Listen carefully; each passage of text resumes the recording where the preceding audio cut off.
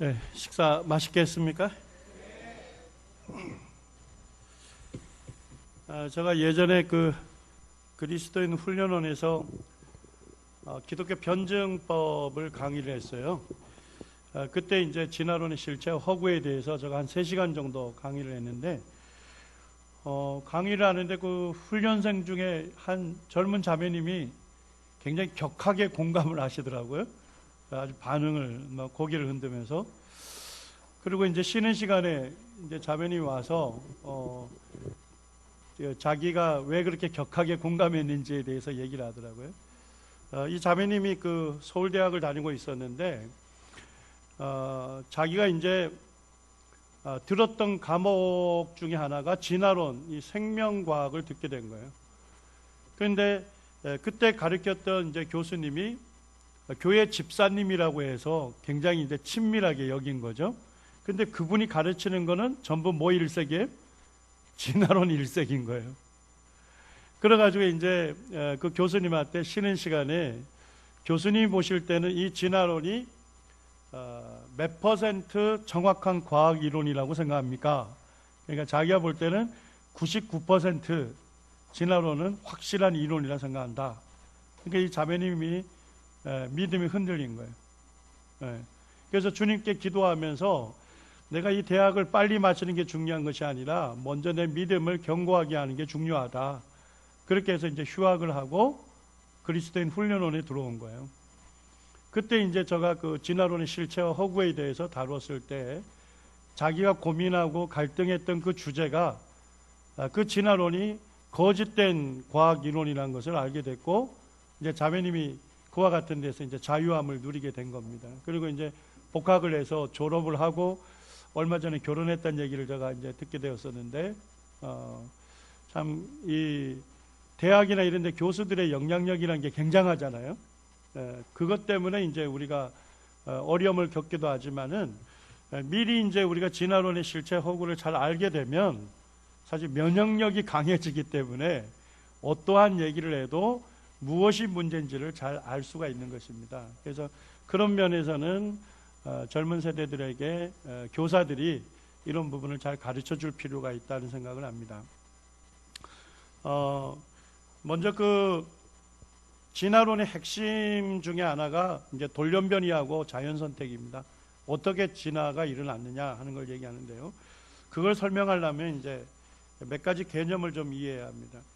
그 라마르크의 용불용설이라고 들어보셨죠?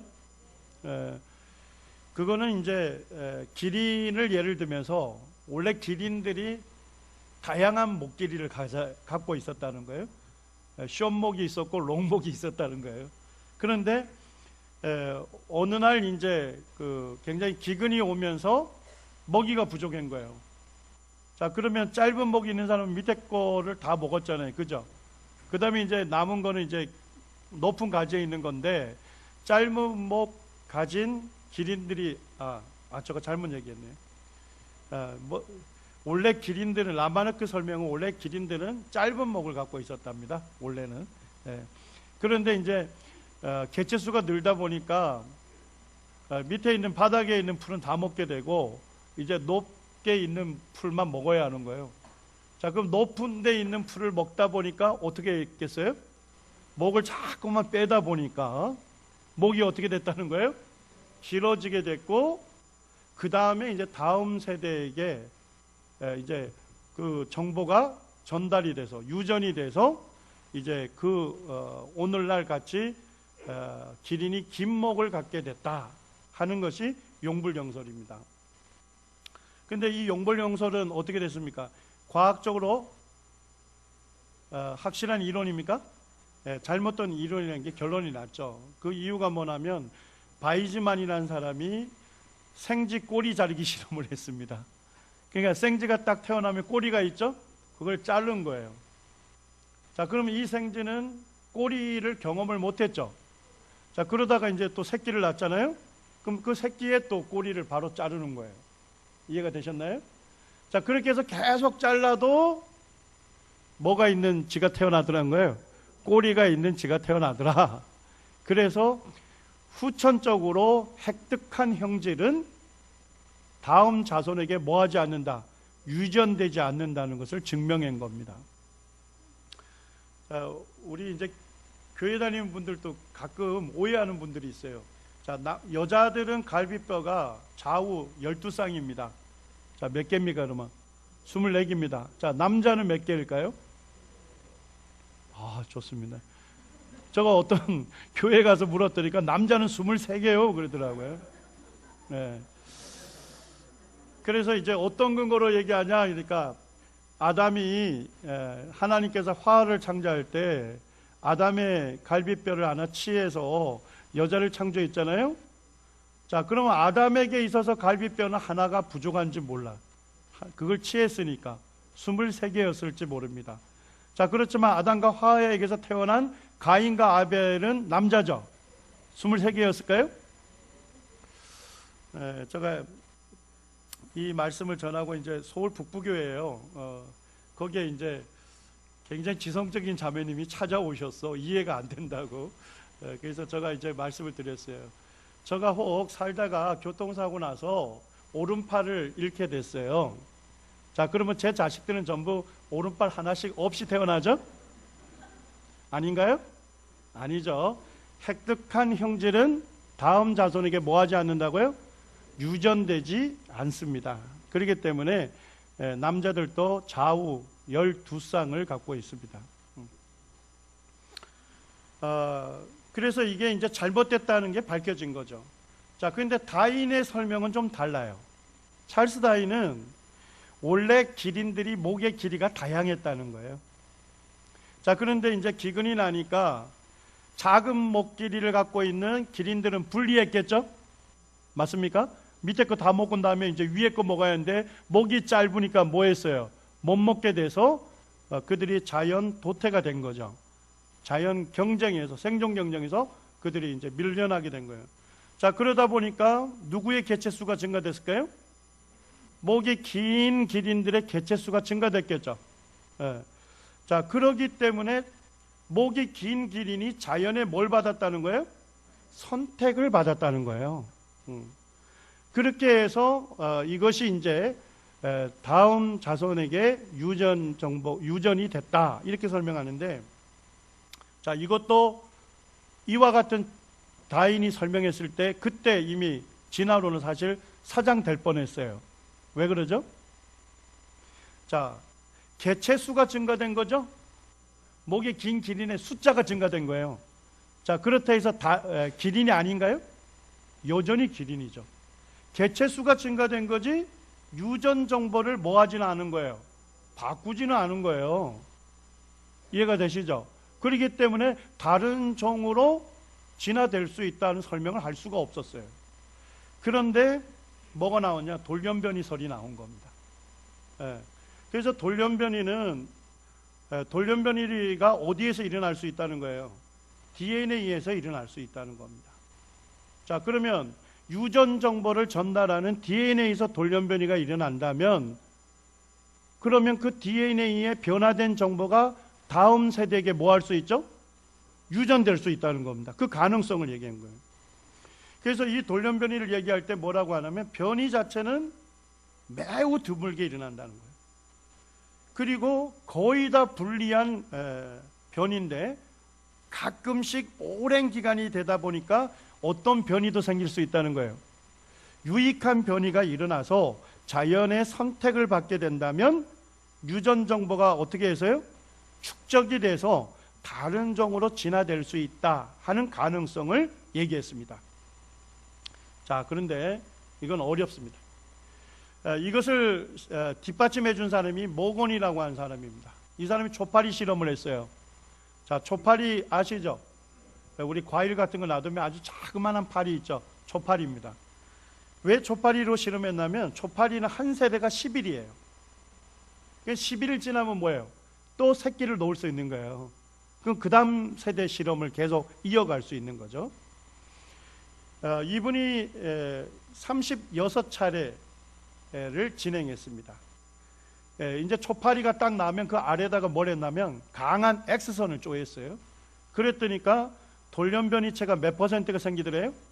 99.8%가 돌연변이가 일어나더래요. 됐습니까? 자, 그러면 그 아래에서 이제 조파리가 나오겠죠. 자, 그 다음에 10일이 지나면 이 조파리가 다시 뭐 할 수 있어요? 알을 낳을 수 있어요. 자, 그러면 또 X선을 쪼여주는 겁니다. 자, 그러면 또 뭐가 일어나요? 돌연변이 일어나요. 이렇게 해서 36세대를 연속 연구를 한 겁니다. 이해되셨나요? 자, 돌연변이가 일어난 건 사실이었어요. 근데 전부 다 어떤 돌연변이에요? 기형, 장애, 불임, 질병. 전부 다 무슨 돌연변이에요? 불리한 변이들인 거예요. 자, 이것도 어떻게 한 거예요? 자, 눈이 먼 돌연변이, 그 다음에 날개가 없는 돌연변이, 이런 것들이 나타난 거예요. 자, 그러면 자연 상태 그대로 놔두면 어떻게 되죠? 다 빨리 죽게 되죠. 그런데 뭐예요? 실험을 계속 진행하기 위해서 실험실에서는 어떻게 했을까요? 최적의 환경을 만들어서 돌봐주면서 연속으로 실험을 한 겁니다. 이해가 되셨나요? 그럼에도 불구하고 뭐는 하나도 없어요? 유리한 돌연변이 하나도 없습니다. 그러니까 돌연변이가 일어날 수 있는 가능성은 얘기했지만 결과는 뭐예요? 전부 다 불리한 돌연변이라는 겁니다. 그런데 제가 논문을 검색을 해보니까 의지의 또 과학자가 한 분이 계신데, 이분이 2010년에 발표를 했는데 네이처지에 뭘 했냐면 초파리 실험을 몇 년간 했어요. 초파리 실험에 한 평생을 건 사람이에요. 자, 그런데 이분은 몇 세대를 연구했어요? 600세대를 연구했습니다. 그렇게 한 다음에 이제 결과를 제출한 겁니다. 진화 실험 그 결과는 변화에 대한 뭐라고요? 저항, 유리한 변이의 징후는 찾을 수 없다. 뿐만 아니라 파리는 역진화를 겪기도 했고 실험실 상황은 자연에서보다 훨씬 더 적응에 관한 진화 발생에 유리하게 조성되었기 때문이다. 당신은 게놈의 DNA에 나타난 많은 변이를 볼 수 있겠지만 유리한 돌연변이는 뭐 할 수 없다. 전혀 찾을 수 없다. 이렇게 결론이 난 겁니다. 돌연변이가 일어나는 건 사실이지만 돌연변이 자체가 어떤 거예요? 그 개체에게 전부 다 유해한 겁니다. 해로운 것들이기 때문에 오히려 자연의 선택을 받기가 어려운 것이죠. 자연 도태 가능성이 있는 것이죠. 그렇기 때문에 돌연변이로 진화론의 기존으로 설명할 수가 없다는 것이 밝혀진 겁니다.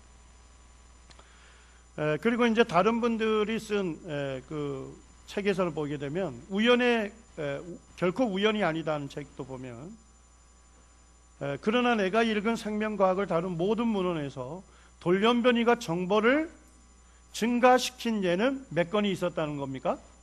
단 한 건도 발견되지 못했다. 분자 수준에서 돌연변이의 모든 측면들을 연구해 본 결과 돌연변이는 유전 정보를 증가하는 게 아니라 뭐 한다고요? 감소시킬 뿐 증가시키지 않는 것으로 드러났다는 것이 결론입니다. 그리고 하나의 종류가 이전에 존재하지 않았던 정보를 가진 완전히 다른 새로운 종류로 변한 예가 있다는 겁니까? 없다는 겁니까? 없다는 것이고, 우리가 관찰하는 건 전부 뭡니까? 전부 다 동일한 종류일 뿐이라는 겁니다. 그래서 결국은 관찰은 뭘 지지하는 거예요? 성경을 지지하는 겁니다. 종류대로 창조되었다는 이 하나님 말씀을 지지하고 있다는 겁니다. 그 다음에 이제 진화론의 아주 중요한 증거를 살펴보겠습니다. 학생들이 교과서를 통해서 배우는 겁니다. 찰스 다윈이 종의기원을 쓰면서 이런 내용을 분명히 밝혔습니다. 만일 나의 이론, 점진적인 변화에 의한 진화가 사실이라면, 자, 뭔 얘기입니까? 조금씩 변해서 한 종에서 어디로 변해요? 다른 종으로 진화돼 간다는 생각을 했습니다. 자, 이것이 사실이라면 수많은 뭐가 있어야 되죠? 중간 단계의 변이종이 있어야 한다는 겁니다. 그러니까 원숭이 같은 형태에서 사람으로 진화하려면 조금씩 점진적인 변화를 하려면 어떻게 돼요? 엄청난 세월이 걸리겠죠. 그리고 조금씩 변화를 갖고 있는 뭐가 있어야 할까요? 수많은 중간 단계 변이종이 있어야 한다는 겁니다. 근데 찰스 다윈이 쓴 그 종의기원을 읽어보면 42장쯤에 가면 이런 얘기를 합니다. 자기가 볼 때는 지구상에 있는 화석에 뭐가 차고 넘쳐야 할까요? 중간 단계 화석이 차고 넘쳐야 하는데 자기가 이 이론을 얘기할 때만 해도 뭐가 없었던 거예요? 중간 단계 화석이 거의 없었던 거예요. 그래서 찰스 다윈이 무슨 생각했냐면 참 이상하다. 화석에는 중간 단계 변이종 화석으로 가득 차야 할 텐데 너무나도 없다. 그렇지만은 앞으로 화석이 더 많이 발견된다면 뭐가 있을 거다? 중간 단계 화석이 차고 넘칠 거다. 이렇게 그는 넘어갔어요. 자, 지금 오늘날 화석은 엄청나게 발견이 됐습니다. 자, 근데 교과서에서 제시하는 중간 단계 화석 어떤 게 있죠? 여러분들 배운 거 얘기해 보세요. 예, 시조새 화석. 예, 좋습니다. 또 조용하네요. 예, 말화석이 있다 했는데 말화석도 지금 제거됐습니다. 또요. 예, 여러분들이 그냥 이 단계에서 꼭 아셔야 할 게 있습니다. 중간 단계 화석이 너무 많은데 책의 지면이 좁아서 너무 기록할 수 있는, 다 기록할 수 없어서 한두 개만 선택해서 기록하는 것이 아닙니다. 뭔지 이해됐습니까? 오늘날까지 진화론자들이 이거 중간 단계 화석이라고 딱 발표를 했어요. 그런데 더 연구해 보니까 중간 단계 화석이 아니에요. 폐기. 또 중간 단계 화석이라고 막 신문 이런 데 막 발표가 됐어요. 또 연구해 보니까 폐기. 뭔 얘기인지 알겠습니까?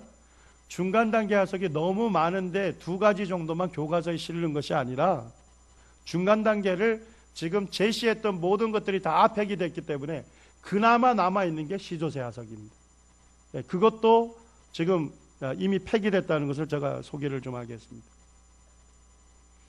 자, 척추동물로 진화됐으면 이 척추동물은 최초에 어떤 동물로부터 진화했을까요?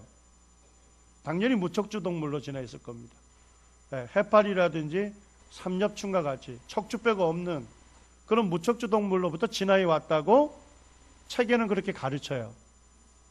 그런데 이 중간 단계 화석은 하나도 제시 못하고 있습니다. 그리고 중간 단계 화석이라고 가능성이 있는 것조차도 논문에 한 편도 없습니다. 너무 이상하죠. 그래서 이 동물학자인 로스라고 하는 교수도 우리는 사실상 이 오랜 기간에도 불구하고 어떠한 변화를 보이는 화석이나 어떠한 증거도 없다.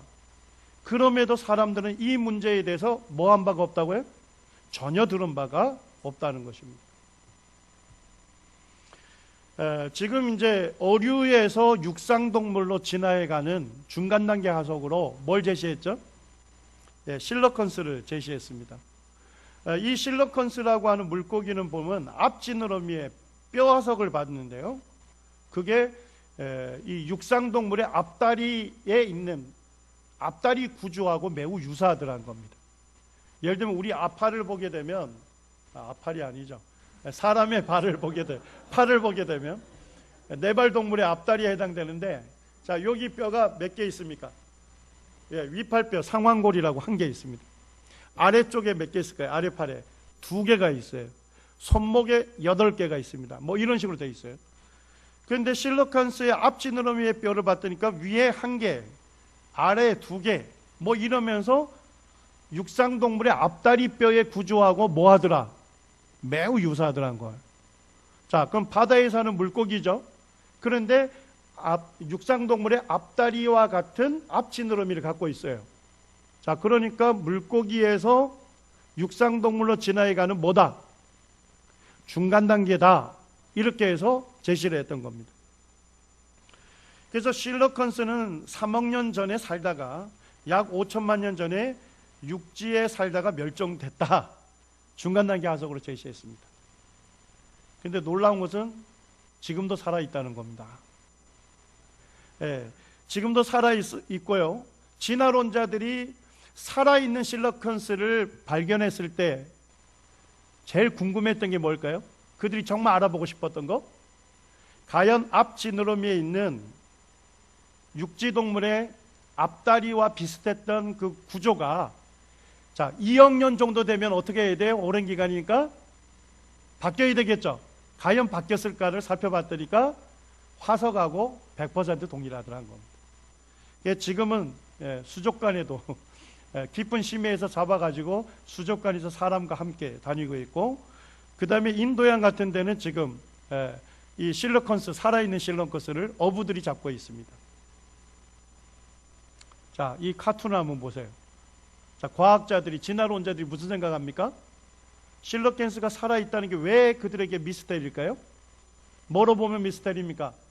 진화론으로 보면 미스터리입니다. 왜냐니까 2억 년, 1억 년 기간 동안 어떠한 변화도 없는, 진화되지 않은 미스터리입니다. 자, 성경 말씀으로 보면요, 너무나도 당연한 것이죠. 시조세에 대해서 얘기하겠습니다. 시조세, 지금 이제 고등학교 교과서에 있는 내용을 그대로 이제 제가 스캔을 했는데요. 시조새는 새의 특징과 공룡의 특징을 함께 갖고 있다, 이런 얘기입니다. 그래서 새처럼 날개가 있고, 날개에 뭐가 있습니까? 깃털이 있습니다. 자, 새의 특징이죠. 자, 근데 부리에 이빨이 있어요. 뭐의 특징입니까? 공룡의 특징이에요. 그리고 날개에 발톱이 있습니다. 자, 시조새 화석을 보니까 뭐의 특징과 뭐의 특징 다 갖고 있어요. 공룡과 새의 특징 다 갖고 있는 거 보니까 얘는 뭐다? 공룡에서 새로 진화되어가는 중간 단계다. 그래서 이름도 뭐라 붙였어요? 시조새라고 붙인 겁니다. 새의 시조다. 자, 그러면 공룡에서 새로 진화되어 갔으니까 잘 날았을까요? 잘 날지 못했을까요? 최초의 새로 진화되어 갔으니까 잘 날지 못했다고 진화론자들이 설명하고 있습니다. 자, 과연 시조새는 중간 단계 화석일까요? 자, 일단은 진화론자들이고 조류학자들인 사람들이 보니까 파충류에서 조류까지 진화를 보여주는 화석은 전혀 없다. 시조새는 파충류가 아니라 뭐래요? 뭘 보면 알 수 있다는 거예요? 깃털을 보면 알 수 있다는 겁니다. 지금 조류학자들이 1970년대쯤 와서 뭘 알게 됐냐면, 완벽하게 잘 나는 새와 날지 못하는 새의 특징을 알게 된 겁니다. 자, 타조 날아요, 못 날아요? 못 납니다. 근데 타조들은 깃털을 보게 되면 깃대를 중심으로 좌우 깃털의 길이가 대칭적입니다. 날지 못하는 새들은. 근데 잘 나는 새들은 뭐예요? 비대칭적인 깃털을 갖고 있습니다. 근데 그걸 연구를 해봤더니까 왜 잘 나는 새가 비대칭적인 깃털을 갖고 있냐 봤더니까 공기역학적으로 비상을 알려면 뭘 갖고 있어야 하는 거예요? 비대칭적인 깃털이어야만 공기역학적으로 비상을 알 수 있다 하는 것을 발견한 거예요. 자, 그럼 조류학자들은 뭐만 보면 잘 나는 새인지 날지 못하는 새인지 금방 안다는 거예요. 깃털만 보면 알 수 있다는 겁니다. 그런데 시조새의 깃털을 봤더니까 어떤 깃털이에요? 비대칭적인 깃털을 갖고 있는 완벽하게 잘 나는 새다 하는 것을 지금 진화론자들 스스로도 얘기하고 있습니다. 그런데 제가 욥기서 39장을 읽다 깜짝 놀랐어요. 제가 공기역학적으로 비대칭적인 깃털을 갖고 있어야만 잘 날 수 있고, 대칭적인 깃털을 갖고 있으면 못 난다는 것을 과학 잡지를 통해서 접했는데, 욥기서 39장 13절에 뭐라고 얘기하죠? 타조는 즐거이 날개를 치나 학의 깃털과 날개 같겠느냐. 자, 하나님 뭐라 하시는 거예요? 잘 나는 학의 깃털하고 잘 날지 못하는 타조의 깃털은 같다 다르다? 다르다고 얘기하고 있는 겁니다.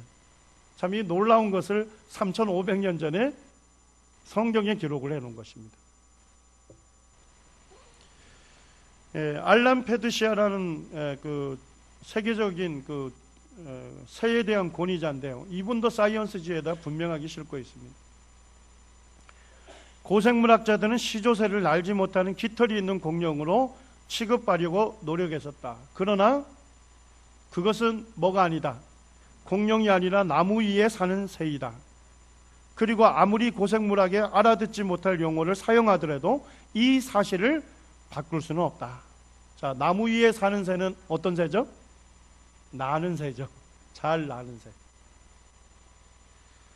실제 시조세가 중간 단계 하석이 아니다는 것은 1985년에 폐기가 됐습니다. 국제 시조세에 의해서 그 시조세 전문가들이 모여가지고 시조세가 과연 중간 단계 하석이냐를 논의했습니다. 그리고 이제 학회가 마쳐졌을 때 이 학회의 그 학술대의의 이제 대표를 맡았던 사람이 이 내용을 논문에 싣고 있는 겁니다.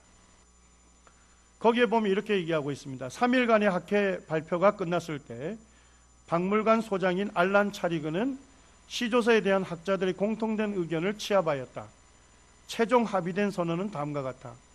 시조세는 날 수 있는 새의 일종이었으며 근대새의 조상과 직접적인 관련이 있었다는 겁니까? 없었다는 겁니까? 없었다. 이래서 중간 단계 하석 아니다 폐기를 했습니다. 2012년에 우리나라에서 아주 중요한 사건이 있었어요. 그때 9시 뉴스에 2번이나 등장한 사건입니다. 과학자 131명이 시조세가 중간 단계 하석이 아니라고 학계에서 결정이 났다 하는 내용을 논문을 번역을 해가지고 이렇게 자료집을 만들어가지고 교과부에다가 과학교과서에 나와 있는 시조세 내용이 과학적으로 폐기된 정보니까 삭제해달라는 요청을 했습니다. 자, 그러면 교과부 관리가 이거에 대해서 답변할 능력이 있어요, 없어요?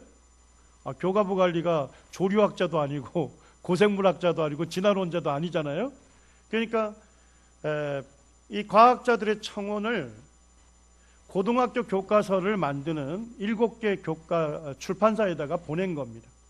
자, 이런 요청이 들어왔는데 출판사에서 답변을 해달라 한 겁니다. 그리고 그 답변을 교과부 관리는 그대로 취합을 해서 이 청문서를 낸 사람들에게 보내준 겁니다. 그래서 이제 저도 PDF 파일로 받게 되는데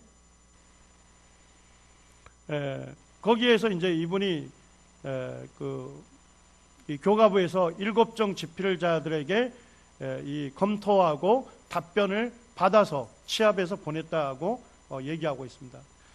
교학사에서는 이렇게 얘기합니다.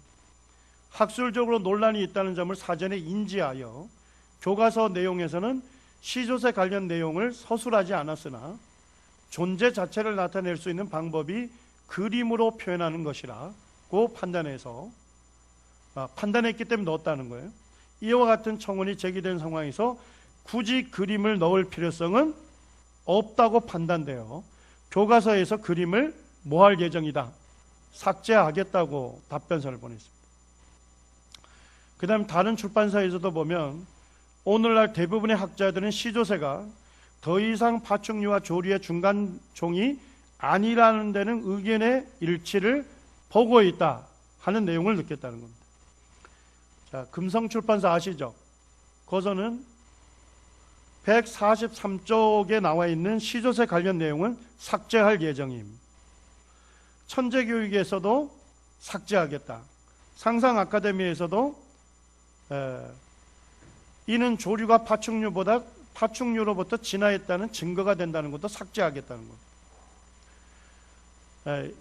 7개 출판사 중에서 몇 개 출판사가 삭제하겠다고 답변을 했을까요? 6개입니다. 그리고 단 한 개 출판사만 아직까지 논쟁이 되고 있기 때문에 우리는 좀 더 지켜보겠다 했습니다. 저는 이 결과가 나오고서 드디어 과학교과서에 중간 단계 하석 중에 유일하게 남아있는 시조세 하석이 삭제가 되겠구나 하는 생각을 했습니다. 그런데 삭제가 안 됐습니다. 9시 뉴스를 타면서 연합뉴스 같은 데서 뭐라고 했냐면 창조론으로 교과서를 수정하면 세계적인 뭐다. 정말 생뚱맞는 방식으로 논의가 진행되고 있는 거예요. 자, 과학자 131명이 청원 낸 목적은 뭐죠? 과학책에 비과학적인 내용이 있다고 삭제 요청을 했죠. 그것도 과학교과서를 집필했던 집필진들이 다 인정을 하고 삭제하겠다는 겁니다. 그런데 사단은 뭘로 몰고 갑니까? 종교와 과학의 갈등으로 몰고 가는 것입니다. 그것을 부추기는 데가 네이처지입니다. 네이처지에서 뭐라고 했냐면 제목을 보십시오. 한국이 창조론자들의 요구에 항복했다. 그러니까 한국 과학자들의 자존심을 건드려버린 거예요. 한국의 과학자들이 창조론자들에게, 교회에게 무릎을 꿇었다. 이런 식으로 내용을 몰고 간 것입니다. 자, 그러니까 이게 9시 뉴스 타면서 일반인들이 무슨 생각이 있을까요? 아니, 과학 내용은 누구에게 맡겨야 돼요? 왜 과학자에게 맡겨야지 교회가 과학책에 이 내용 넣어라 빼라 하느냐? 이런 식으로 몰고 가면서 결국 어떻게 됐습니까? 삭제가 되지 않게 된 겁니다. 사단의 전략은 항상 거기에 있습니다. 그런데 그 내용의 본질을 보게 되면 과학 교과서의 비과학적인 내용을 삭제하는데도 불구하고 사단은 항상 이런 방식으로 몰고 가는 것입니다. 그런데 제가 이 자료를 계속 보관하고 있는 이유는 그 과학 교과서를 집필한 사람도 뭘 알고 있었던 거예요? 시조새 하석이 뭐가 아니다, 중간 단계 하석이 아니다는 거 알고서 집어넣은 겁니다. 자, 왜 집어넣었을까요? 알면서도. 실리콘스 하석이 중간 단계 아니야? 뺐어요. 말하석이 중간 단계 아니야? 뺐어요. 시조새 하석만 남았는데 시조새 하석도 아니야? 빼버리면 진화론은 어떻게 됩니까? 무너지게 돼 있는 것입니다. 알면서도 의도적으로 집어넣은 겁니다. 그러니까 정확히 얘기하면 사악한 의도가 있는 것이죠. 인류 진화에 대해서 살펴보겠습니다. 이게 중학교 3학년 학생들이 암기해야 할 내용입니다. 인간이 어떻게 진화되었는가? 오스트랄로피테쿠스로 진화돼서 자바 원인을 거쳐서 네안데르탈인으로 진화돼서 인류로 진화했다 하는 중간 단계 하석이 있는 것처럼 교과서에 나와 있습니다. 자, 진화론이 맞다면 사람은 누굴 닮았다는 거예요? 동물을 닮았다는 것입니다. 동물에 불과한 존재다. 자, 그렇지만 성경 말씀에 보면 사람은 누굴 닮은 존재입니까? 하나님의 형상대로 창조됐습니다. 쉽게 말씀드리면 하나님을 닮은 그와 같은 유일한 존재다. 만물의 영장이고 하나님 다음 자리에 있는 그와 같은 존귀한 존재가 사람이라고 하는 것입니다. 런던 동물원에서 특별한 전시회를 했습니다. 침팬지 우리 옆에다가 누구 우리를 만들어 놓은 거예요? 사람 우리를 만들어 놓은 거예요. 그리고 대학생들, 자원봉사자들을 모집해 가지고 그 우리 안에다 가둬놓은 거예요. 그러면서 뭐라고 얘기합니까? 이 행성 안에서 인간이 있어야 할 곳이 어딘지를 알리려고 이 전시전을 준비했다. 결국 인간도 뭐일 뿐이다는 거예요? 동물일 뿐이다. 인간은 특별한 존재가 아니다. 인간은 존엄한 존재가 아니다 하는 진화론을 설명하기 위해서 이와 같은 전시를 했는 겁니다. 그렇지만 성경이 가르치는 것은 뭡니까? 인간은 하나님의 형상대로 지음을 받았는데 인간이 하나님 말씀에 불순종함으로 타락해서 인격적인 존재임에도 불구하고 하나님의 형상이 많이 훼손된 그와 같은 영적이고 도덕적인 특성을 갖고 있지만 희미해진 그와 같은 죄의 성향을 갖고 있다고 말하고 있는 것입니다. 그리고 자력으로는 죄의 문제를 근원적으로 해결할 능력이 없기 때문에 누가 필요한 존재입니까? 구원자가 필요한데 오직 인간을 구원할 능력이 있는 자는 누구밖에 없습니까? 창조주밖에 없다는 것을 성경이 가르치고 있습니다. 혹시 이 그림 본 적이 있습니까? 제가 사회를 배울 때 고등학교 사회책 배울 때 이 그림이 등장을 했습니다. 그러면서 사회책 처음에서 뭘 가르칩니까? 인간은 동물로부터 진화해 왔다. 인간이 어떻게 존재하느냐부터 얘기합니다. 그때 이 그림을 사용합니다. 근데 제가 좀 찾아봤더니까 이 그림을 네브라스카인이라고 하는 그 중간 단계 화석에서 가져왔다는 거예요. 1922년에 이빨 한 개를 발견한 겁니다. 예, 이빨 하나를 발견했습니다. 자, 근데 이 이빨을 보고서 무슨 결론을 내린 거예요? 원숭이와 사람의 중간 형태다. 자, 이해가 되십니까? 이빨 화석 한 개를 발견했는데 그 이빨을 보니까 원숭이와 사람의 중간 단계다. 그렇게 해서 중간 단계 화석이라고 결론을 내리고 이 화석의 기초에서 이 그림을 그린 겁니다. 그래서 머리는 원숭이처럼 작게, 그리고 사람처럼 직립하는 중간 단계라는 겁니다. 제가 이것을 알았을 때, 자, 이게 과학입니까? 예술입니까? 이건 예술이다. 완전히 상상에 기초한 거였고, 그것도 뭐로 몇 년 뒤에 뭐로 결론 났습니까? 멸종된 멧돼지 이빨 화석으로 결론이 난 겁니다. 잘 보세요. 사단이 쓰는 전략이 있습니다. 1922년에 중간 단계 화석이라고 대중 매체 탔죠? 자, 그리고 몇 년 뒤에 아니라고 발표됐죠? 5년 뒤에요. 자, 지금도 우리 신문지상에서 가끔 뭐가 나옵니까? 인간의 중간 단계 화석이라고 빵 터져요. 뉴스도 나와요. 그죠? 자, 그리고 몇 년 동안 계속 과학자들이 정말 이게 중간 단계인가 다룹니다. 그래서 최종적으로 뭘로 결론 나요? 중간 단계 화석 아니다 결론납니다. 자, 아니다고 결론 나면 뉴스 타나요? 네, 잘 이해하셔야 합니다. 사단은 최초 보고할 때 뉴스나 그 다음에 이 신문 매체를 통해서 진짜 진화론의 증거가 있는 것처럼 빵 터뜨립니다. 그리고 몇 년 뒤에 폐기되면 아무 얘기 안 하고 사라집니다. 그러니까 일반인들은 무슨 생각할까요? 야, 진화론이 실제 일어난 사실이구나 하는 오해를 갖게 하는 것입니다. 필드 다우닌도 아주 놀라운 겁니다. 영국의 그 우드워드하고 도슨이라는 사람은 영국 자연사 박물관의 관장이었던 사람이에요. 그러니까 최고의 과학자로 존경받는 분들이었습니다. 그런데 이분들이 2개 뼈 화석을 발견한 거예요. 그래서 머리뼈 이쪽에 있는 요게 보면 보니까 후두골하고 측두골 일부 뼈 화석을 발견하고, 또 하나는 뭐예요? 아래턱뼈를 발견한 거예요. 자, 그런데 요 머리뼈 있는 쪽을 보니까 누구 닮았다는 거예요? 사람 거하고 비슷하더라고요. 자, 아래턱뼈는 보니까 누구하고 비슷해요? 원숭이하고 비슷해. 이렇게 유치하게 조합을 한 겁니다. 2개의 뼈 화석이 머리 쪽은 사람, 아래턱뼈는 원숭이. 그래서 이게 중간 단계에 대해서 필드 다우닌이라고 발표했습니다. 그리고 50만 년 전에 원숭이에서 사람으로 진화되어가는 중간 단계다 했습니다. 그리고 뭐까지 했어요? 거기에서 발굴했던 데에 지금 기자들이 와서 지금 막 대서특필을 하고 있죠. 그 다음에 거기에다가 기념비까지 세웠습니다. 그리고 뉴욕타임즈는 다인의 진화론은 사실로 입증됐다 하고 떠들썩하게 했습니다.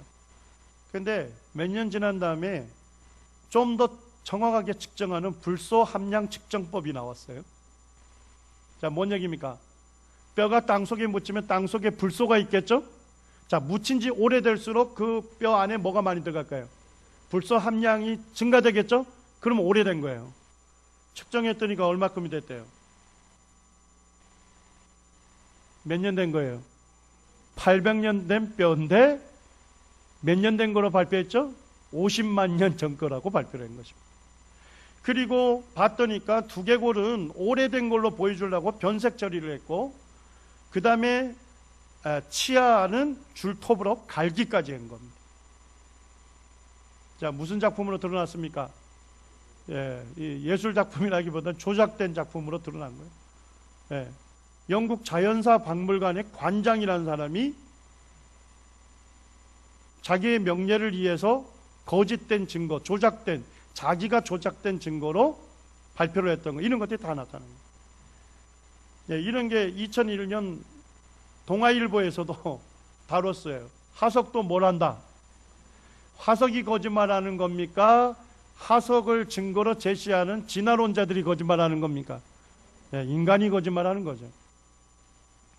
그러면서 여기 제시했던 이 필드다운인 화석이 사실은 가짜였다 하는 것을 밝히고 있고, 그 다음에 공룡과 사람으로 진화됐다는 아케오랩터라고 하는 중간 단계 화석을 예전에 발표한 적이 있어요. 그런데 과학자들이 더 연구해 봤더니까 뭐 한 거예요? 여러 개를 갖고서 그걸 조립을 한 거예요. 이게 밝혀져 가지고 폐기 처분이 된 겁니다. 자, 이해가 좀 되십니까?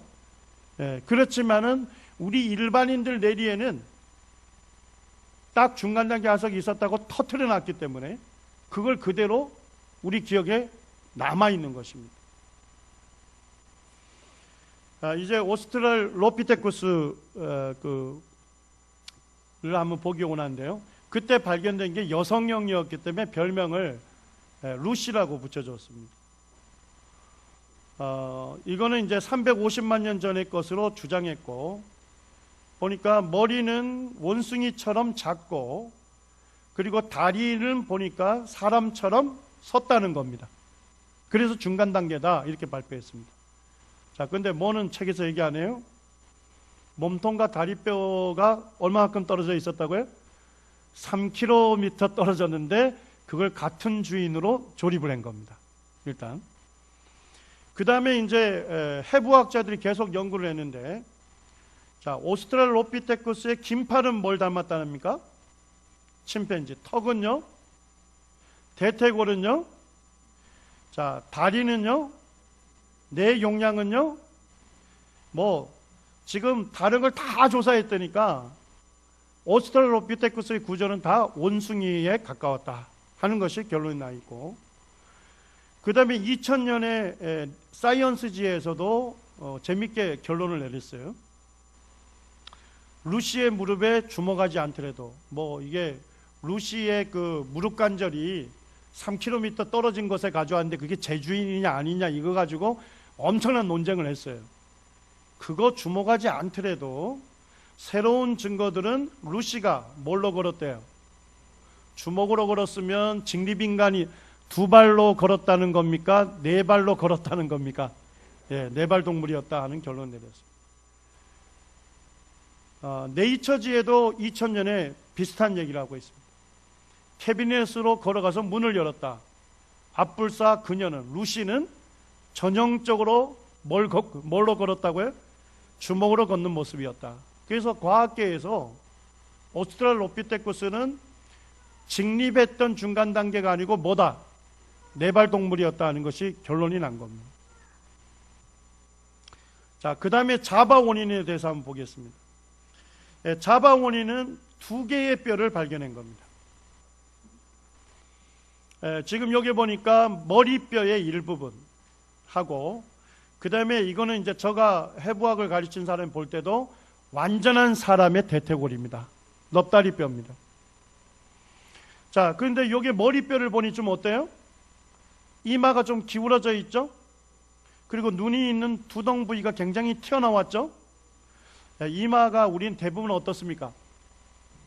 수직이죠. 물론 여기에 있는 분들 중에서도 자바 원인처럼 심하게 기울어진 분들이 있습니다. 하여튼 있습니다만 대체적으로 수직에 가깝죠. 자, 그러니까 이마가 기울어져 있으니까 뭐가 작을 거다? 뇌의 용량이 작을 거다. 누구처럼? 원숭이처럼. 근데 넙다리뼈를 보니까 뭐하고 똑같아요? 사람과하고 똑같아요. 그러니까 직립했을 거다. 그래서 50만 년 전에 유인원으로 판결을 내렸습니다. 이것도 2개 뼈가 결론적으로 말씀드리면 2개 뼈가 몇 미터 떨어져 있었다고요? 15m 떨어져 있었는데 문제가 뭐였냐? 완전한 사람의 넙다리뼈 있는 곳에 계속적으로 다른 이제 고고학자들이 가서 계속 발굴을 한 거예요. 고생물학자들이 발굴을 했더니까 그 바로 옆에 뭐가 있어요? 완전한 사람 머리뼈가 있더란 겁니다. 이해가 되셨나요? 자, 그러면 각 넙다리뼈, 완전한 사람의 넙다리뼈와 가까이 있는 사람의 머리뼈하고 같은 주인으로 조립을 안 하고 몇 미터 떨어져 있는요? 15미터 떨어져 있는 원숭이 머리뼈하고 조립을 한 겁니다. 쉽게 얘기하면. 그렇게 해서 중간 단계라고 발표를 한 겁니다. 자바 원인 그 발표를 했을 때 진화론자들조차도 야 이건 믿기 어렵다 해서 진상조사단을 꾸렸는데 그들의 결론도 자바에는 인간진화에 대한 어떠한 실마리도 뭐하지 않는다, 제공하지 않는다 했는데도 불구하고 베아 발성도 생각나십니까? 해켈이라고 하는 진화론자, 거짓된 조작된 증거로 진화의 증거로 채택했던 사람입니다. 이 사람에 의해서 자바 원인을 호모 에렉투스라고 짓고 중간 단계 하석으로 교과서에 들어가게 된 겁니다. 자, 근데 한번 자바 원인에 대한 중간 단계라는 결론이 과연 과학적인지 한번 살펴보시기 바랍니다. 제가 요게 사진을 두 사람 사진을 가져왔습니다. 인도네시아 청년입니다. 제가 보고 깜짝 놀랐습니다. 이마가 어떻습니까? 기울어져 있습니다. 자, 눈두덩이 어떻게 되어 있죠? 심하게 튀어나와 있습니다. 자, 이분의 하체를 제가 보여주지 않았습니다만 걸었을까요? 자, 그러면 이분을 살아있는 자바 원인이라고 해석하면 되겠습니까? 안 되겠습니까? 안 되는 거죠. 이분도 인도네시아 장관인데 제가 보니까 이마가 기울어져 있고 눈두덩이가 심이 튀어나왔습니다. 자, 이분도 걸었을까요? 자, 그러면 이렇게 결론 내리는 게 과연 과학적인 결론이냐? 아니다는 것이죠. 우리가 자연사 박물관에 가면 호모 에렉투스 칸에 이런 것들을 전시하고 있습니다. 이런 그림. 그 다음에 이런 모형의 화석을 전시합니다. 자, 여러분들 이거 보면 무슨 생각 들죠? 호모 에렉투스의 머리뼈를 다 발견했었구나. 그리고 저렇게 미개하게 생겼구나. 이 생각하죠? 자, 실제 두보아가 발견한 건 얼마큼이었죠? 머리뼈 요만큼이었잖아요. 맞습니까? 자, 그런데 이거는 뭐죠? 발견하지도 않은 거죠? 근데 실제 자연사 박물관에 가면 이런 거를 제시해 놓는단 말이죠. 모형을. 그렇게 해서 보면 머리뼈 전체를 다 발견한 것처럼 오도합니다.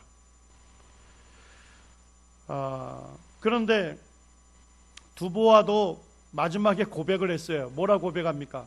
내 생각에는 이것은 뭐일 뿐이다. 동물일 뿐이다. 뭐로 생각한다는 거예요? 큰 긴팔 원숭이라고 본인도 결론을 내렸어요. 자, 그런데 이거를 누가 중간 단계 하석으로 넣었다고요?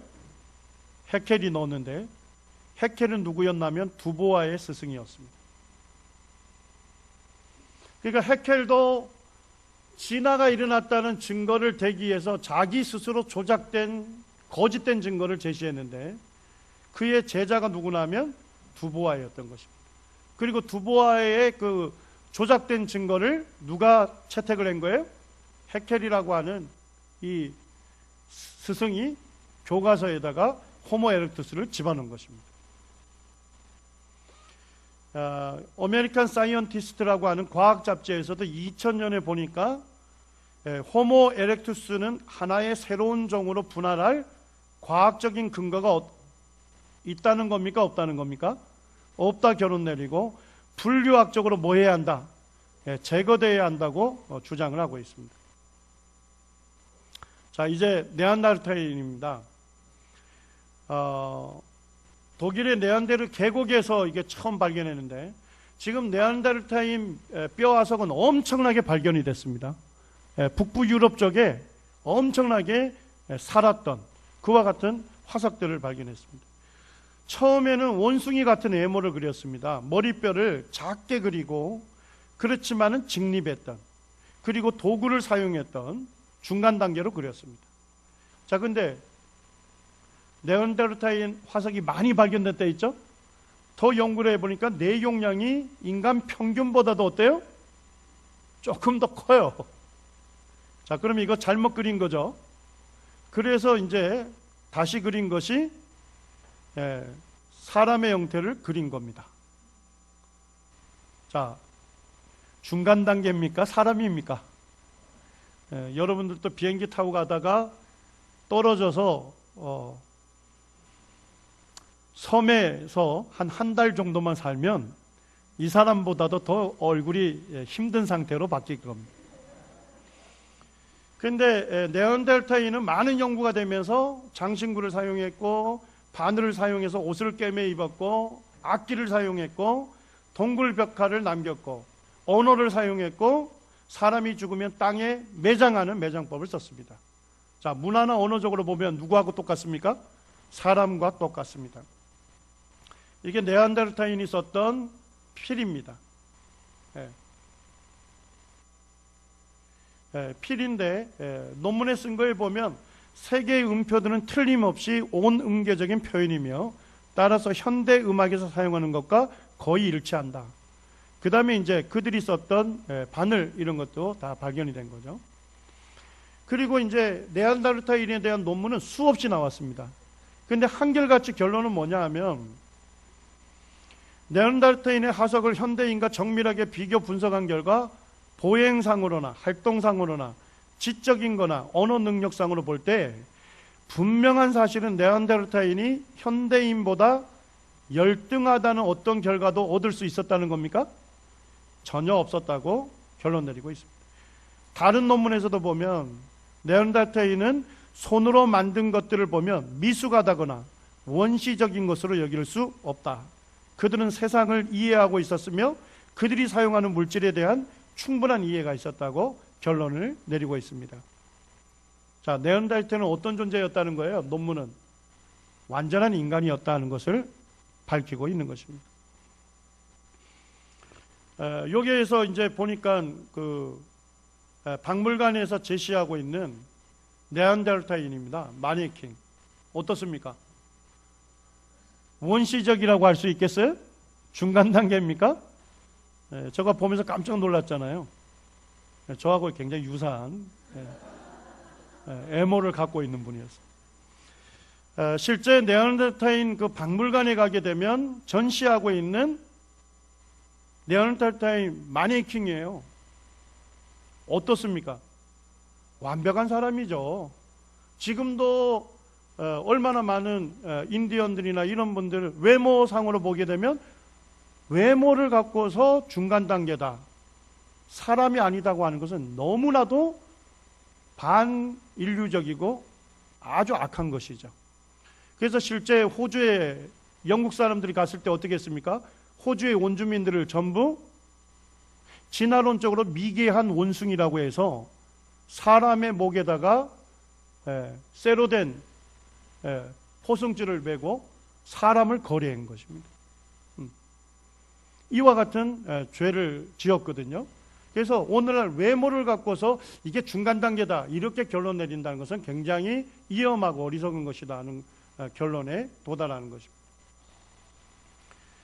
90년대에 타임지에서 여러 번 그 창조와 진화에 대한 특집을 실었습니다. 거기에서도 이런 결론을 내립니다. 현재로서는 원숭이가 진화하여 사람이 되었다는 주장은 사실적인 정보에 입각한 과학적인 주장이 아니다 이렇게 내립니다. 한낱 뭐에 불과하다? 상상에 불과하다고 결론 내리고 있습니다. 그리고 이제 그 타임지의 선입 편집장인 알렉산더라는 사람이 이 창조와 진화에 대한 특집을 싣고 난 다음에 기고글을 거기다 남겼습니다. 그런데 거기에다 이런 내용을 담고 있습니다. 인류의 조상을 취재했던 기자는 기자가 되기 전에 테네시 고등학교에 무슨 선생님을 하고 있었어요? 과학 선생님을 하셨습니다. 이제 그는 고등학교에서 가르쳤던 모든 진화론 내용이 엉터리란 사실을 고백하고 있습니다. 물론 다른 모든 학교도 마찬가지로 엉터리를 가르쳐 왔습니다. 이러한 사실이 최근 몇 차례의 타임지의 진화론 특집 기사로 밝혀졌습니다. 이제 진화론에 대해 잘못 알고 계시던 분들은 그러한 생각을 뭐하라고요? 바로 잡으시길 바랍니다. 타임지 기자가 돼가지고 이 진화와 창조에 대해서 여러 번 취재를 하면서 그가 깨달았던 것이 자기가 과학 선생으로서 가르쳤던 진화론의 내용이 다 뭐란 걸 알게 된 거예요. 그건 과학적으로 잘못되고 거짓된 것이라는 것을 알게 됐다는 것입니다. 실제 진화론은 언제 폐기됐을까요? 1980년에 그 시카고에서 진화론자 학술대회가 있었는데 그때 두 가지를 다뤘습니다. 첫째는 소진화가 연장되어서 대진화가 될 수 있느냐. 진화론자들은 진화의 가능성을 오도하기 위해서 진화가 들어간 단어를 만들었습니다. 이게 뭐예요? 소진화입니다. 자, 소진화가 뭘 얘기할까요? 한 종에서 다양성을 얘기하는 겁니다. 자, 사람도 뭐예요? 피부 색깔을 보게 되면 흑인이 있고 백인이 있고 황인이 있죠. 다양하지 않습니까? 그러니까 한 종류 내에서 다양한 것을 적어 볼 때는 변이라고 용어를 그대로 쓰면 될 것 같은데, 자, 뭐라고 붙인 거예요? 소진화라고 붙였습니다. 자, 그리고 진화론자의 대진화는 뭘 얘기한 거예요? 한 종에서 다른 종으로 진화된 것을 대진화라 합니다. 이해가 됐습니까? 자, 그러면 진화론자들이 내리는 논리가 뭐죠? 한 종내에서 조금씩 변화가 된 변이가 있다면 걔들이 축적이 돼서 뭐가 될 수 있다? 한 종에서 다른 종으로 진화될 수 있다 하는 가설입니다. 자, 근데 그때 두 가지 논제를 했는데, 소진화가 대진화로 되는가 하는 주제를 했습니다. 결론은 뭡니까? 아니다는 겁니다. 그 다음에 한 종에서 한 종으로 진화됐던 분명히 중간 단계에 무수한 변이종이 있을 거다 했죠. 자, 근데 화석 기록을 보니까 전이화석이 있다 없다? 없다. 전이화석을 보여주지 않는다 하는 결론이 났습니다. 그래서 이 학술대회의 그 위원장이었던 분이 로즈 루인이라고 하는 교수님인데, 이분이 이 학술대회가 끝난 다음에 사이언스지에 그 학술대회에서 토론했던 내용을 그대로 실은 거예요. 자, 제목을 뭐라 붙였습니까? 진화론은 뭐하고 있다? Under fire. 불타고 있는 것입니다. 이미 진화론의 핵심 교리가 진화론자들에 의해서 파괴가 됐다는 것을 얘기하고 있는데, 여기에서 다룬 내용에 보면 이런 분위기까지 얘기하고 있습니다. 우리는 모두 머리가 핑핑 도는 것 같은 느낌을 가지고 어디로 갔다는 거예요? 자, 뭔 얘기예요? 자기들이 생각할 때는 분명히 진화는 일어난 게 맞는데, 그런데 증거를 뒤져보니까 어때요? 진화의 증거가 없어요. 그러니까 이 사람들이 무슨 생각을 한 거예요? 머리가 핑핑 도는 것 같은 느낌을 갖고 집으로 돌아가게 됐다는 거예요. 자기들의 믿음은 진화론인데 실제 증거들은 뭐가 없어요? 진화가 일어나지 않았다 하는 것입니다. 이미 1980년에 사실은 폐기가 됐어야 하는 겁니다. 다른 고생물학자도 진화론에서 치명적이고 결정적인 어려움은 중간 간격을 채우고 있는 화석이 부재하다는 거다. 그럼에도 불구하고 학교에서는 뭘 배웁니까? 과학 교과서를 통해서 과학 교사로부터 진화론을 배웁니다. 사람이 동물로부터 진화해 왔다. 자, 그래서 진화론 배우면 사람이 뭘로 보이기 시작해요? 동물로 보이기 시작하는 것입니다. 이것만 말씀드리고 쉬겠습니다. 왓슨이라고 하는 동물학자가 쓴 책은 참 의미가 있는 얘기를 하고 있습니다.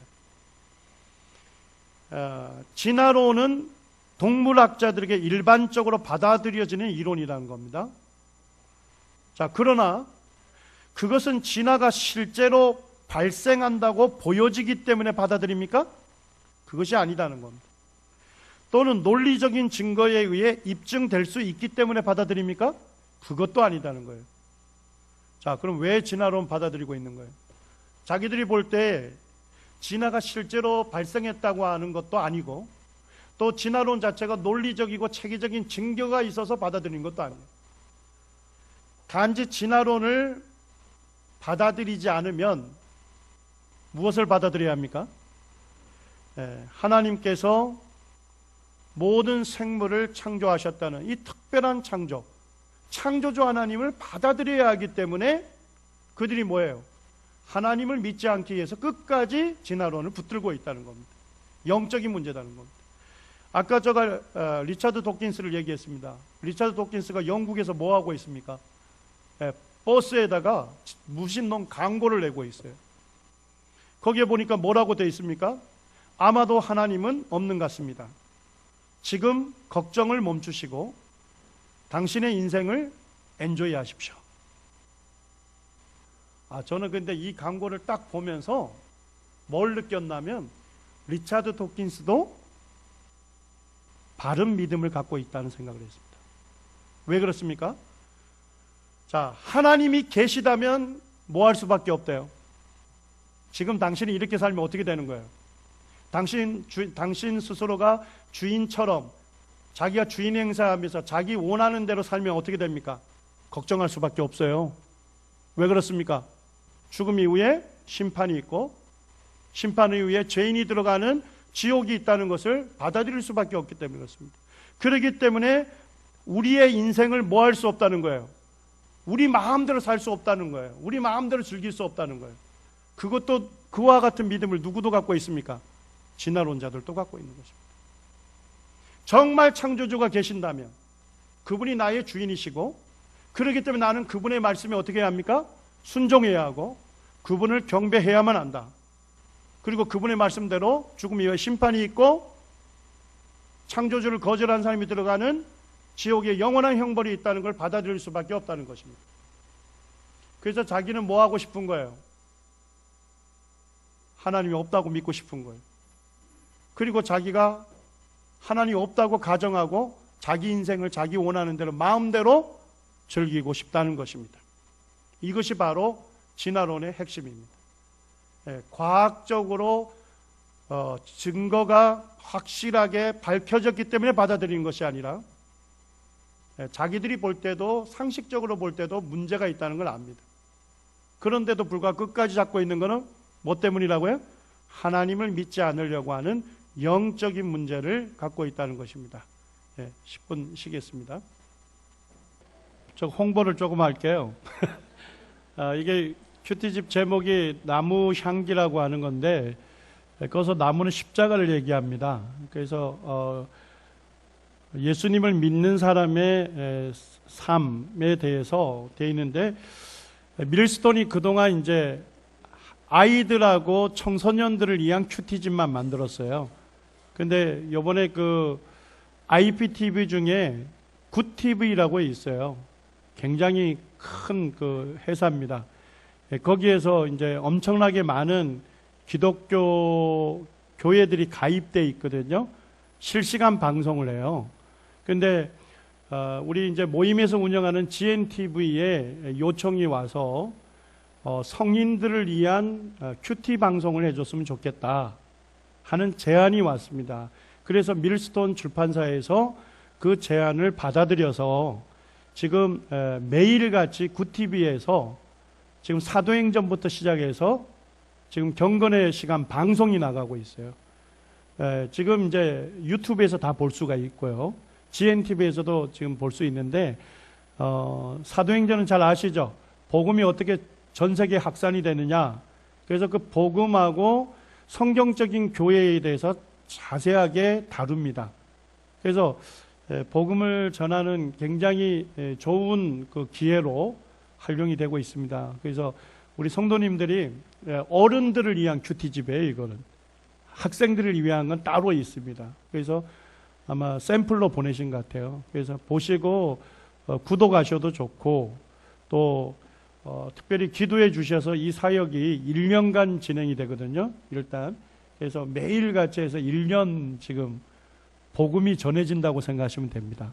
그래서 굉장히 유익한 시기이기 때문에 기회이기 때문에 성도님들이 기도해 주셨으면 좋겠습니다. 제가 지금 3시간에 걸쳐서 7가지 주제를 다뤘습니다. 이제 마지막 주제가 우주진화인데 많이 어렵지는 않고 조금 어려워요. 그래서 그걸 이제 가장 마지막 쪽에 놔뒀는데 그거 들어가기 전에 7가지 정도 기존의 행거를 좀 정리하고자 합니다. 진화론자들이 많이 얘기하는 게 그겁니다. 모든 과학자들과 과학적인 증거들은 진화론을 지지한다는 것처럼 오도합니다. 사실 그렇습니까?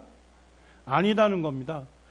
최고의 과학자들도 지금 1000명 이상이나 진화론이 과학적으로 문제가 있다는 성명서에 자기 이름과 소속을 밝히고서 지금 사인을 하고 있습니다. 자, 두 번째는 화학 진화가 일어났다는 걸 스탠리 밀러 실험으로 합니다. 자, 스탠리 밀러 실험은 원시대기를 그대로 실험실에서 재현해서 생명체로 진화한다는 것을 증명했습니까? 아니죠. 잘못된 대기로 했기 때문에 결론은 무조건 잘못된 결론이다. 자, 그 다음에 이제 공통조상으로부터 진화됐다는 것을 진화론자 해켈이 배아 발성도를 통해서 얘기했습니다. 발생 초기의 배아의 모습이 너무나도 비슷하다는 거죠. 그래서 공통조상으로부터 진화해 왔다고 증거했습니다. 사실입니까? 뭐 했습니까? 그 그림을 조작해서 유사성을 강조했던 거죠. 실제 사진은 완전히 다르다는 겁니다. 자, 진화론자들이 진화의 증거로 뭘 제시했습니까? 흔적 기관을 했습니다. 과거 조상일 때는 굉장히 유용했는데 더 진화해 오면서 쓸모없이 됐다는 거예요. 흔적만 남았다는 거예요. 자, 그러면 오늘날 사람이 갖고 있는 흔적 기관은 기능하지 않습니까? 분명한 목적을 갖고서 기능하고 있죠. 자, 그렇다면 흔적 기관이라 할 수 있습니까? 아니다는 겁니다. 그 다음에 이제 진화론자들은 이 돌연변이 과정을 통해서 유익한 돌연변이가 혹 발생이 될 수 있고 그것이 자연의 선택을 받아서 그 유전 정보가 축적이 되면 다른 종으로 진화될 수 있다는 얘기를 합니다. 자, 근데 돌연변이는 일어나는 건 사실입니다만 유익한 돌연변이가 일어납니까? 연구된 거 보면 전부 유해한 돌연변이가 일어났다. 집념의 사나이가 35년 동안 600세대를 연구했지만은 전부 다 불리한 돌연변이가 일어났고 유전 정보의 축적이 일어난 게 아니라 뭐가 일어났습니까? 오히려 유전 정보의 감소가 일어났다는 것입니다. 그 다음에 이제 진화론이 맞다면 수많은 중간 단계 화석이 있어야 하는데 중간 단계 화석이 제시되는 게 일단 숫자적으로 많습니까? 적습니까? 거의 없다는 겁니다. 그나마 살아남은 시조새 화석조차도 이미 교과서 집필하는 교수들 수준에서도 이미 잘못됐다는 것을 다 인지하고 있는 상황입니다. 자, 인류 진화에서 원숭이 일부를 담고 일부는 사람의 특징을 담은 유인원 화석을 얘기합니다만 사실은 유인원이라고 제시했던 게 뭡니까? 원숭이면 원숭이고 완벽한 사람이면 완벽한 사람이다. 중간 단계 없다고 결론이 나 있는 겁니다. 자, 진화론의 반대는 뭘까요? 창조론이 아닙니다. 진화의 반대는 뭐냐? 성경이 거짓말이라는 겁니다. 진화론이 목표하고 있는 것은 이들은 3단 논법을 쓰는데 진화론이 사실이라면 하나님이 모든 생물을 창조하셨다고 말하는 성경은 뭐가 됩니까? 자, 그런데 과학에 따르면 진화론은 뭐다는 거예요? 사실이라는 거예요. 그러므로 성경은 뭐다? 거짓이라는 겁니다. 진화론의 영적인 문제를 아셔야 돼요. 진화론이 목표하고 있는 것은 창조론이 잘못됐다고 얘기하는 게 아닙니다. 성경이 거짓말이다. 그렇기 때문에 진화론을 받아들이게 되면 누굴 떠날 수밖에 없습니까? 하나님 떠날 수밖에 없는 겁니다. 고린도후서 4장 4절 말씀 우리 같이 한번 읽기 원합니다. 함께 읽겠습니다. 시작. 그 중에 이 세상 신이 믿지 아니하는 자들의 마음을 혼미케 하여 그리스도의 영광의 복음의 광채가 비치지 못하게 함이니 그리스도는 하나님의 형상이니라. 이 세상인 신인 사단이 믿지 않는 자들의 마음을 어떻게 하고 있습니까? 혼란스럽게 하고 있다는 것입니다. 사단이 오늘날 진화론이라고 하는 거짓 과학 이론을 갖고서 불신자들의 마음을 아직 믿지 아니한 사람들의 마음을 혼미하게 하고 있는 거예요. 그렇게 해서 영광스러운 예수 그리스도의 복음이 전해지더라도 그것을 뭐하지 않도록 하는 거예요? 믿지 못하도록 방해하는 역사를 오늘날 사단이 하고 있다는 것입니다. 고린도후서 10장 5절에서도 이 표준 세번역인데요. 이 무기로 우리는 여러 가지 헛된 이론과 하나님에 대한 지식을 대항하는 온갖 교만한 사상을 무너뜨리고 사람들의 마음이 그리스도에게 복종하도록 하고 있습니다. 자, 이 영적인 무기는 무엇입니까? 하나님의 말씀, 진리의 말씀인 것입니다. 자, 우리가 하나님을 믿는 근본적인 이유가 무엇입니까? 여러분들이 왜 하나님을 믿으십니까? 가장 핵심은 우리가 믿는 바가 뭡니까? 진리이기 때문에 그렇습니다. 우리가 들었던 이 구원으로 인도했던 이 복음은 바로 진리의 말씀인 것입니다. 기독교의 믿음이 강력한 것은 뭐냐면 이 믿음은 뭐에 기초하고 있습니까? 사실에 기초하고 있기 때문에 강력한 것입니다.